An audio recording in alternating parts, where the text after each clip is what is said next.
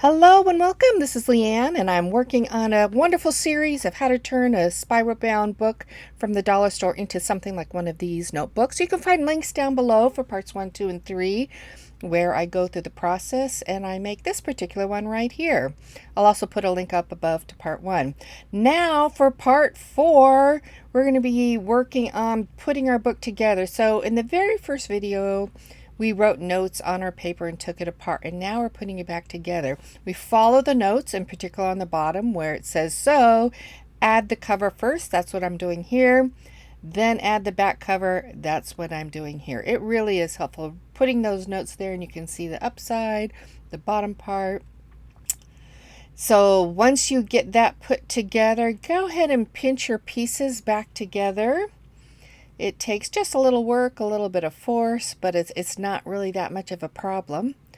Nice. Once you get that back together, you can put your book, roll it, and there you go. Isn't that fabulous? I love how it turned out. Now, for the back. If you'd like to decorate your back, go ahead and do some auditioning, see what things you might enjoy on it. I really liked having a bird there. I love having the button. So what I want to do is figure out how I can put the button there and just make it a little bit more interesting. Boom, I think I like this combination. I add a little bit of ink, gives it a little bit more personality. And yeah, I think something like that. What I did real quick right there is that I added that pink thread to the button. I thought it made it look better. So I liked adding this extra part here. Look around at your scraps and see what scraps that you have. I like the line that it created across the page. I thought it just created more interest with the bird on top there. And so inking it up, gluing it on, quick and easy, and so inexpensive. Part of the beauty of this junk journal style. Okay, collage your things up, play around with it, see what works. Find out and then glue it on. You know, we can spend so much time just agonizing over what works, what doesn't work. Just have fun with your piece and put things on it that just make you happy. Doesn't matter what anyone else thinks. What you think is what is best. So I'm playing around with a little piece of leftover paper lace. Decide to put it there. Those little scraps come in handy. All right, so now that I have that, what I want to do, well, first of all, I want to remove that last page before I forget. What I want to do, I want to put some edges on. I try the pink, I don't like that. Took too much of the eye away from the center of the book. So what I settle on is this wonderful pom-pom trim. This trim, now you can see I'm using hot glue, and I just do little sections at a time. If I do a long section, I swear the glue dries too fast in one section. I'm fussing around trying to put it on too quickly so it doesn't go on how I like it. So I like putting it on in short little sections. I don't know how you like it, but it works out well that way for me.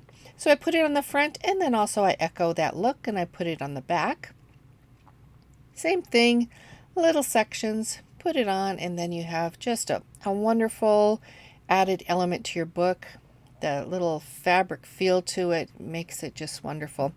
I decide to use lace, just little lace snippets. I use kind of a cream colored one on the front, and so what I do on the back, I try to make it peeking out. I use a white one, so it just creates a little bit more interest. So, you know, instead of just having one solid color that's the same.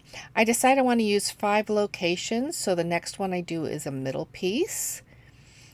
Add the front, add the back, and make sure that a little bit's peeking out so I can see it on the front side. Then going down to the bottom section would be the normal thing, but I find this little tiny sliver piece of that gold that I used on the front cover, and I think, you know, that actually looks pretty cool. So I decide to use that in my section right in between the top and the middle piece. Just kind of put that on. I just love how it peeks out and just adds that little bit of glimmer. So I'm going to use it on the corresponding bottom location as well. To gauge that, I put my bottom one on first, so then I can find out where my middle is in between the lace middle of the book and the bottom of the page.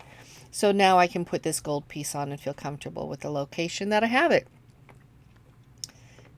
So as you can see, I place it on the front and on the back so that no matter which area I am in the book, that I can see it.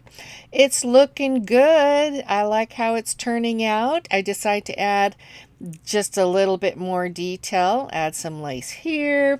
These little detail pieces just are what make these books so fun, because it gives so much for your eye to see. So it depends on the type of look that you're going for, quite frankly. Maybe you just want a clean cut book and you want just 4 little things. Maybe you want something that's really loaded, full of texture, full of interest. You know, it really depends on what you like. There isn't a right way or a wrong way of doing it, which is why I love these books. Okay, we are on the home run here. I hope you've been enjoying this book. I'm going to be doing a flip through. These make wonderful gifts, so I want to show you next how you can make some things to accompany this. So go ahead and watch for the next video. This is the conclusion, though, of how to make this particular book. So I hope you liked it. Once again, links are down below for it. Give me a thumbs up if you like the book. And if you haven't subscribed, go ahead and subscribe. I look forward to seeing you next time. Hope you have a great day. Bye.